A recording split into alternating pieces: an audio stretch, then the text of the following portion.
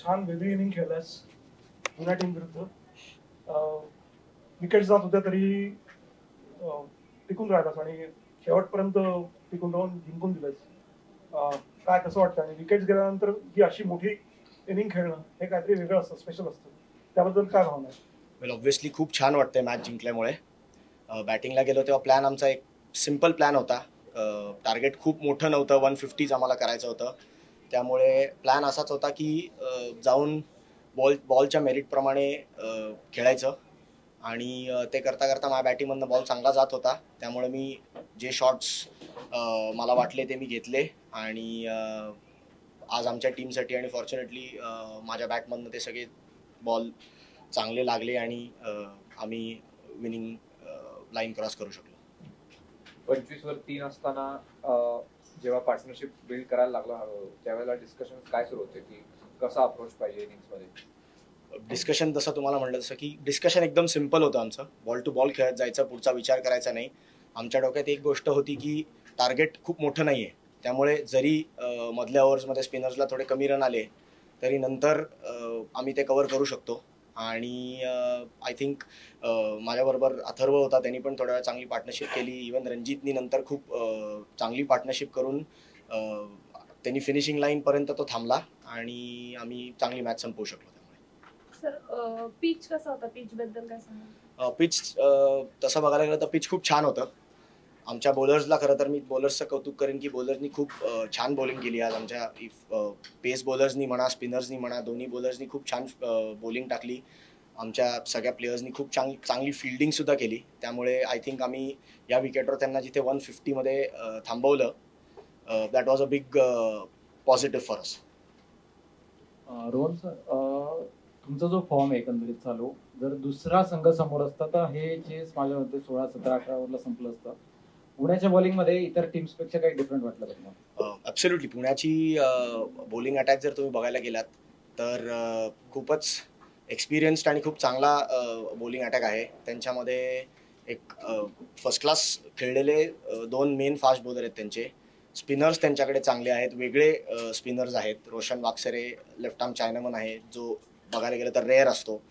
रोहन खरात त्यांच्याकडे mystery spinner आहे. त्यामुळे त्यांची बॉलिंग लाईनअप जर बघायला गेली तर खूप चांगली होती. आणि आय थिंक पुणेरी बाप्पाची टीम ओव्हरऑलच खूप चांगली आहे आणि आम्ही तसं म्हटलं तसं खूप सिम्पल ठेवायला जातो. आम्ही मॅच बाय मॅच आणि बॉल बाय बॉल खेळायचा प्रयत्न करतो.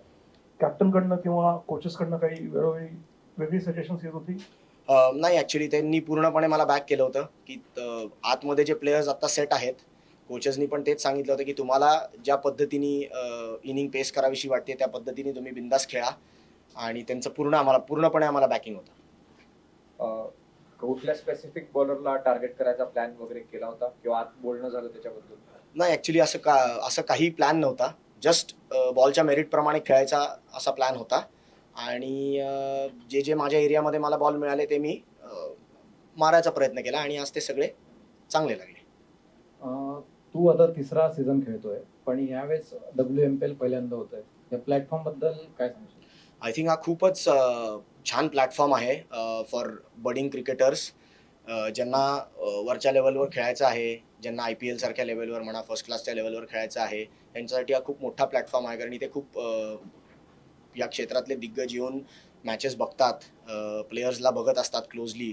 त्यामुळे आय थिंक हा फॅन्टॅस्टिक प्लॅटफॉर्म आहे आणि महाराष्ट्र क्रिकेट असोसिएशनचे आम्ही आभारी आहे की त्यांनी हा प्लॅटफॉर्म आमच्यासारख्या प्लेयर्सला सुरू करून दिला आहे. तुमची बॉलिंग युनिट पण तसं खूप स्ट्रॉंग आहे. मुकेश असेल किंवा स्वतः प्रशांत आहे, अक्षय आहे, सगळ्यांनीच परफॉर्मन्स चांगला केला. त्या युनिटबद्दल आणि स्पेशली कोच समत पल्ला किंवा साईराज भोसले पण, या दोघांबद्दलही काय सांगशील? बॉलिंग लाईनअप जर आमचा बघितला तर मला असं वाटतं की सगळे बॉलर्स आउटस्टँडिंग आहेत आणि आत्ता ते सगळ्या मॅचेसमध्ये जर बघितलं तर त्यांनी आउटस्टँडिंग बॉलिंग टाकलेली आहे आत्तापर्यंत. आणि आपल्या बेंचमध्ये कोचेस जर बघितले तर तुम्ही एवढा एक्सपिरियन्स आमच्याकडे आहे. समत फल्ला आहे, ज्याच्या फर्स्ट क्लासमध्ये महाराष्ट्राकडनं 287 विकेट्स आहेत. हर्षद खडीवाले आहे, जो 80 ते 85 फर्स्ट क्लास खेळलेला आहे. आणि त्याच्या वरतून साईराज सरांसारखे दिग्गज पण आमच्याबरोबर आहेत, आम्हाला मार्गदर्शन करतायत आणि पूर्णपणे आम्हाला कोचेसनी पूर्णपणे बॅक केलेलं आहे. पूर्णपणे आमचं ॲटमॉस्फिअर टीममधलं खूप छान ठेवलेलं आहे. रिझल्ट्स आमच्या टीममध्ये मॅटर करत नाहीत. आम्ही फक्त एकाच प्लॅननी जातो की जायचं आणि प्रत्येक मॅच एन्जॉय करायची आणि आपल्या 100% देऊन प्रोसेस फॉलो करून खेळायची. Results don't matter. Thank you so much.